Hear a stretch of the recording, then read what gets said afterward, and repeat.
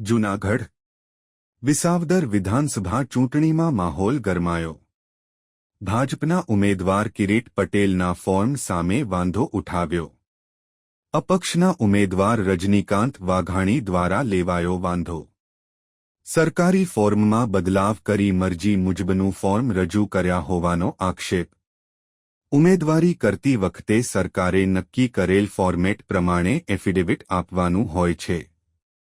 ભાજપના ઉમેદવાર કિરીટ પટેલે સરકારી ફોર્મેટમાં કેટલીક વિગતો છુપાવ્યાના આક્ષેપ. ફોર્મમાં ખોટી વિગતો રજૂ કર્યાનો આક્ષેપ. ચૂંટણી અધિકારીને લેખિત કરી રજૂઆત. જો ફોર્મ રદ કરવામાં નહીં આવે તો કોર્ટના દ્વાર ખખડાવવાની ચીમકી.